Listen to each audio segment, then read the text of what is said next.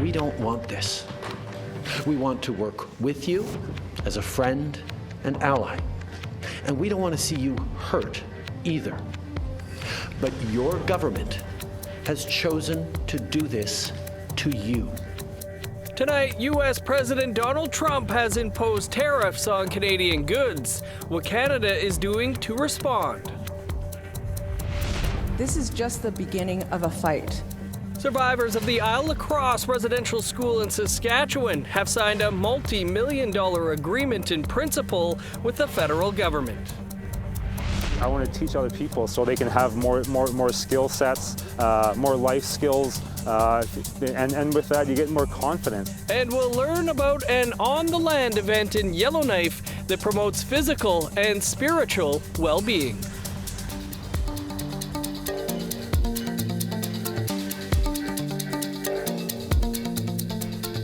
Good evening, I'm Dennis Ward. Welcome to APTN National News.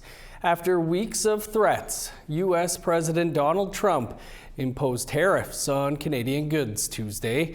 The White House has imposed a 25% tariff on most Canadian goods and a 10% one on energy and critical minerals. In Ottawa, leaders were quick to respond with how they will fight the tariffs. APTN's Fraser Needham starts us off tonight. At a Tuesday morning press conference, Prime Minister Justin Trudeau had this message for American people. We don't want this. We want to work with you as a friend and ally. And we don't want to see you hurt either. But your government has chosen to do this to you. As of this morning, markets are down, and inflation is set to rise dramatically all across your country. To combat the Trump tariffs, Trudeau announced the government will be imposing counter tariffs on $30 billion worth of U.S. goods, which will rise to $155 billion in 21 days. The Prime Minister had these words for Canadians. I won't sugarcoat it. This is going to be tough, even though we're all going to pull together, because that's what we do. We will use every tool at our disposal so Canadian workers and businesses can weather this storm. From expanding EI benefits and making them more flexible to providing direct supports to businesses, we will be there as needed to help. At a press conference immediately after Trudeau's, Conservative leader Pierre Poilievre said his party supports counter tariffs, but money collected by the government should not be used to increase spending. Counter tariffs must not be a cash cow for the government. Almost every penny of the tariffs collected should go to tax cuts, with a small sum set aside for targeted relief to workers hardest hit by the trade war. None of the money should go to new government spending and programs.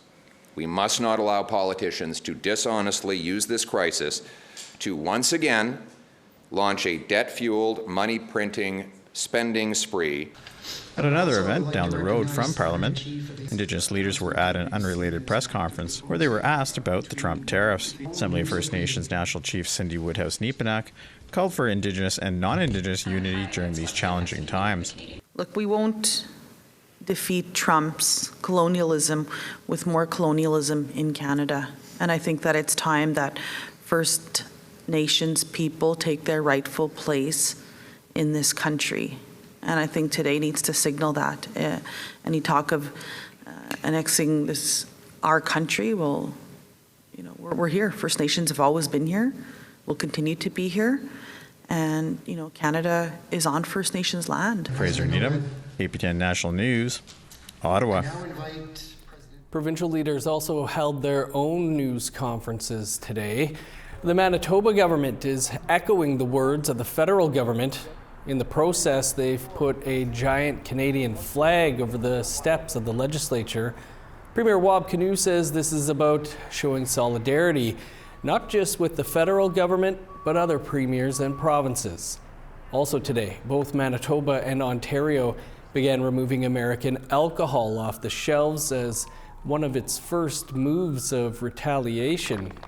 Kinew and his government saying Manitoba is playing the long game when it comes to fighting back against President Donald Trump. Thank you. So the leverage that we have as Canadians is our unity. It's looking at those natural resources. It's looking at energy. And it's using all of those tools in a smart fashion, which doesn't necessarily mean using them all on day one. We got to play the long game here as well, using them in a smart fashion to exert that leverage and overcome this adversity. So first step is unity. First step is showing that we're willing to stick up for ourselves, and then just being able to play those cards in successive rounds to get the outcome that protects your jobs and protects your family. The tariffs are also expected to make a significant dent in the resource sector. Joining us now is John Desjarlais, the Executive Director of the Indigenous Resource Network. John, appreciate you taking some time for us here today. The Indigenous Resource Network represents Indigenous peoples involved in the resource sector. How concerned are you about these tariffs? Incredibly concerned, and I think for a lot of reasons. Of course, there's concerns in terms of the economic impact that these tariffs will have on the resource sector, but especially concerned as they relate to Indigenous people. As we know, a lot of the communities are in remote locations that don't necessarily have the market diversity, so a lot of them are reliant on these single industry sources. And so, whatever impact they have, they're going to have a considerable detrimental impact on these communities that count on them for livelihood and jobs and procurement and whatnot. Further to that, really concerned because a lot of the communities have arrangements or agreements which see resource revenue sharing, right? And so whatever impact they have to, these different industries, it's going to have that type of detrimental impact to these communities. Now we're seeing much more communities engaged in ownership. So not just kind of that follow through or cascading impact, but direct impact on, the revenues and profits that are generated from them. And Indigenous communities are continuing to make stride. And this is a potential major setback. Right. Should this turn into a lengthy trade war, what types of supports would you like to see for those impacted? I think there's again, diversification support for these communities to help kind of navigate that are very reliant on a lot of these single sources of income to be able to support their communities. Further development of, value chains of these markets to ensure, sovereignty and security of these different types of commodities. In the energy side, what does it look like, developing our resources and then exporting to other countries look like? On the commodity side, what does manufacturing and developing through a lot of these resources look like, and how do we include Indigenous communities in those conversations as well too? I think there's a lot of things we can do, but hopefully we don't have to engage in this too far. Hopefully, I think we'll realize there's a considerable economic impact on either side of the border, and come to some type of reasonable agreement. But in the interim, I think we need to think about kind of that sovereignty, the security, that Canada and the Indigenous people have, and then start to look at how do we diversify, how do we ensure we have stable trading partners going forward. You and I were talking about forestry before this, one of the largest employers of Indigenous peoples in this country that's already been hit hard in recent decades. What do you think the impact could be there?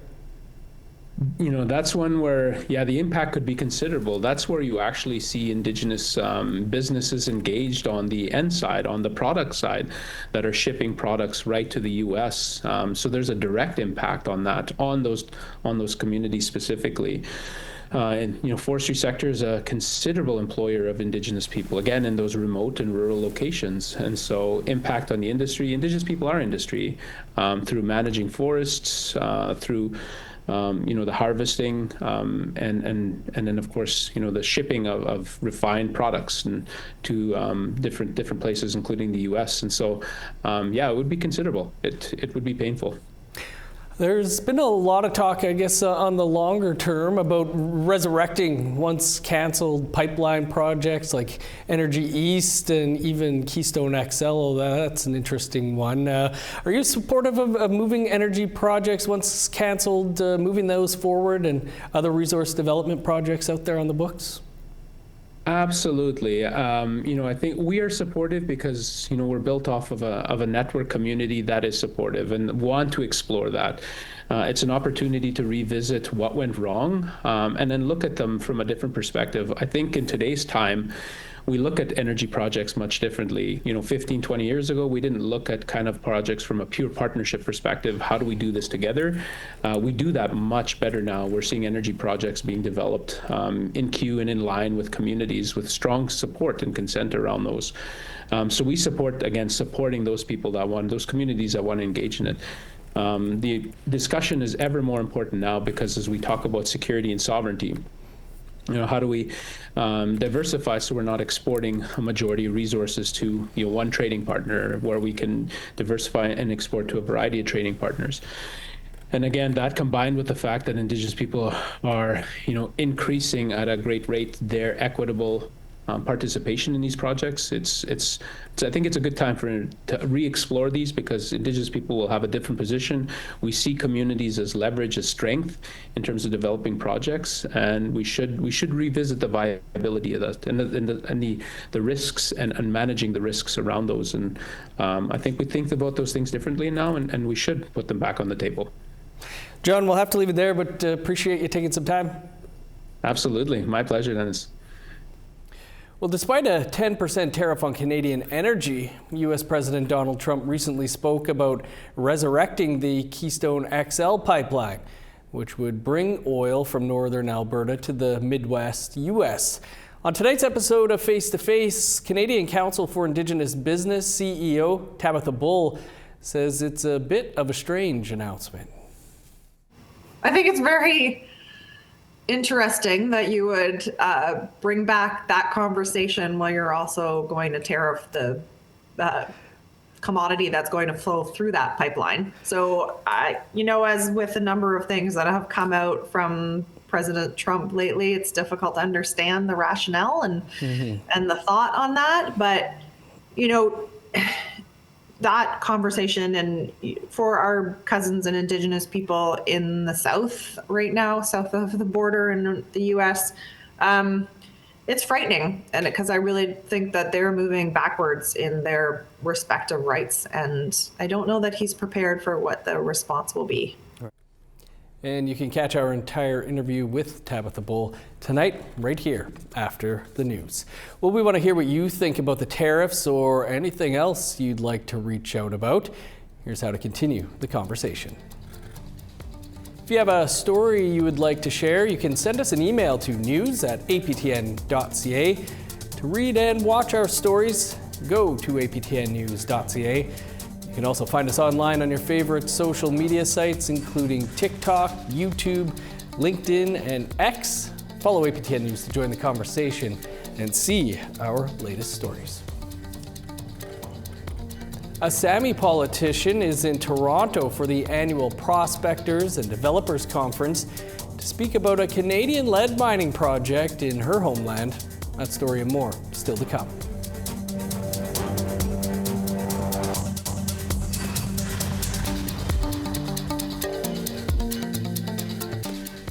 Welcome back. After decades of fighting for compensation, survivors of the Île-à-la-Crosse residential school in northern Saskatchewan have signed a multi-million-dollar agreement in principle with the federal government.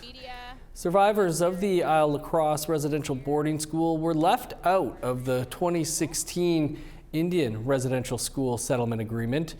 Last Wednesday, Canada agreed to pay a $27.3 million settlement package. A formal announcement was made in Île-à-la-Crosse on Monday. The money will be divided between survivors and families of survivors who passed before 2003, based on the number of years at the school.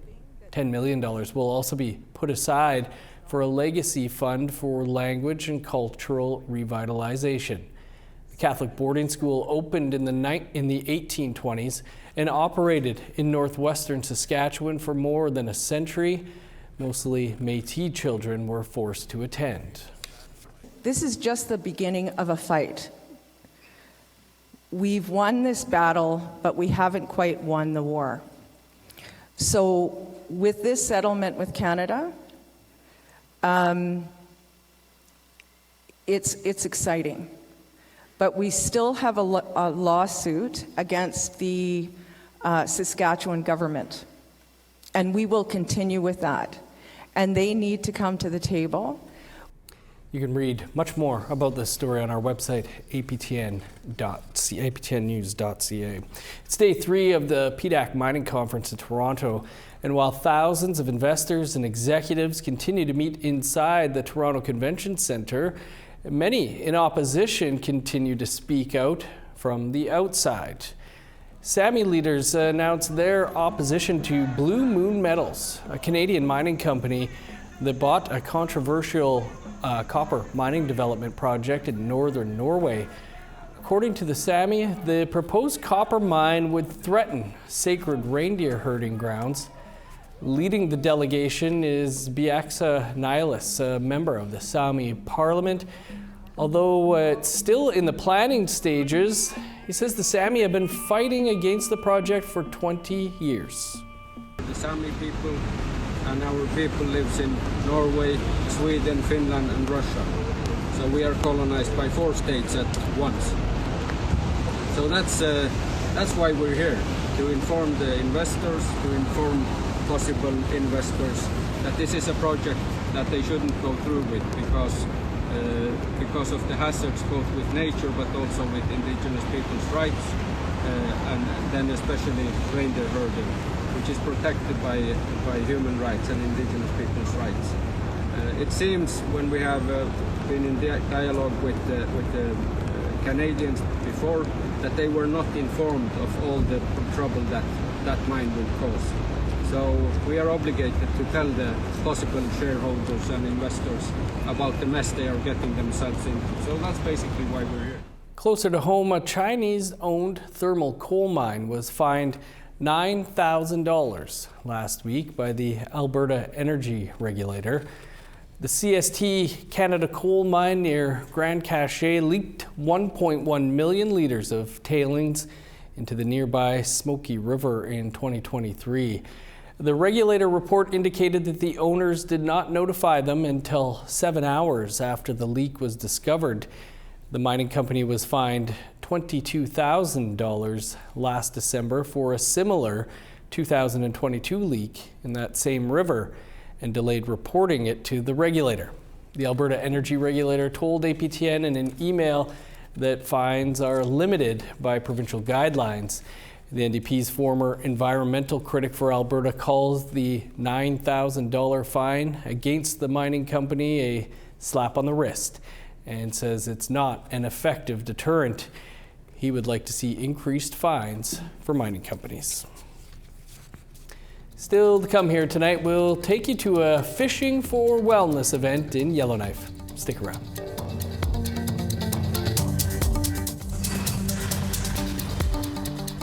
Welcome back. Time now for our photo of the day.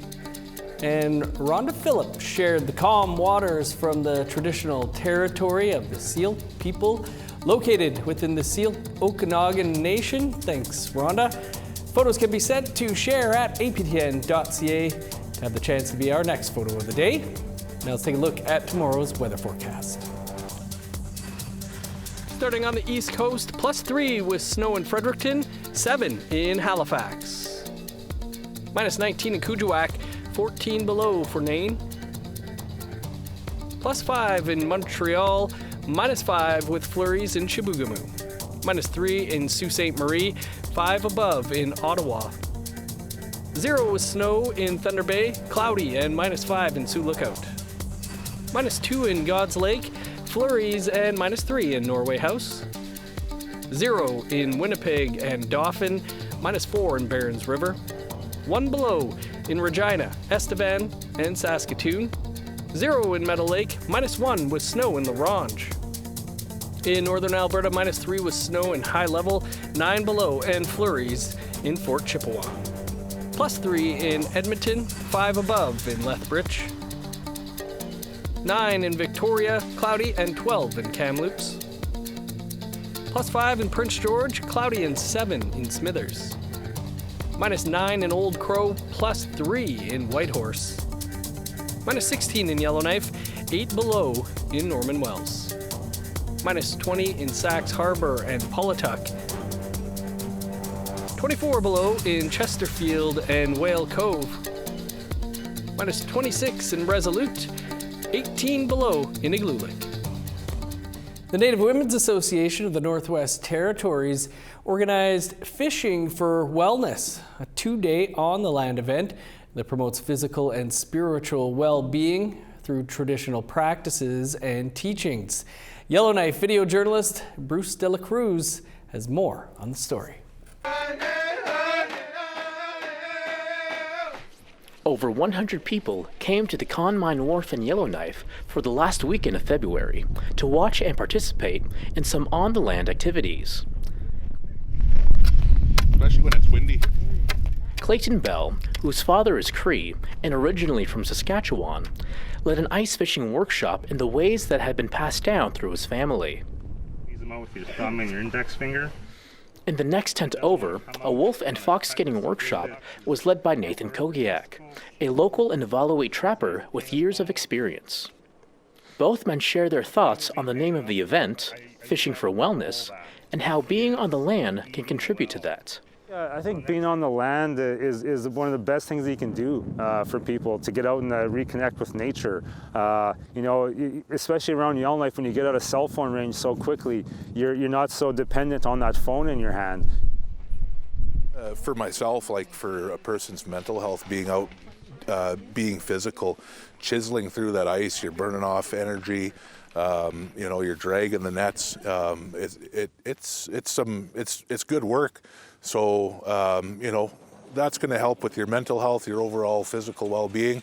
So it's great. I enjoy it. I think it's helpful for everybody, and the more people you have helping, the better. In addition to wellness, they also explain why they think it's important to keep the practices of their people alive and pass them on to the next generation. For me, the youth are our future, so to teach them these skills, to be able to have the ability to take care of themselves in the future is really important.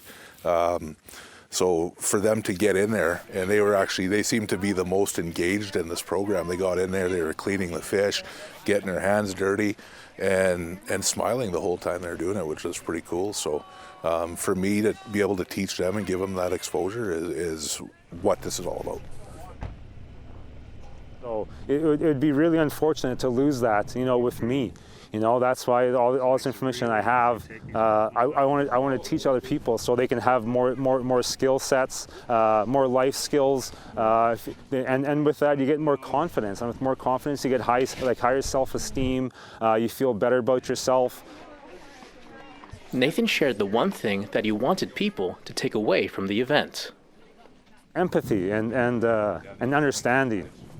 There's a lot of cultures in Yellowknife, and you have to be really open to those cultures to understand the people and their cultures. So if you're open-minded, I think that's probably the main thing, is just being aware that there's more than just one culture out here. Bruce De La Cruz, APTN National News, Yellowknife. Cool shot. Thanks for that, Bruce. That's all the time we have for your APTN National News for this Tuesday. You can find much more over on our website, aptnnews.ca. And Creason will be here at 1 p.m. Eastern Time with your first look at the day's ever-changing news. I'm Dennis Ward. Marcy Miigwech, thanks for being with us. Face to Face is up next with our guest Tabitha Wool. Have a great night.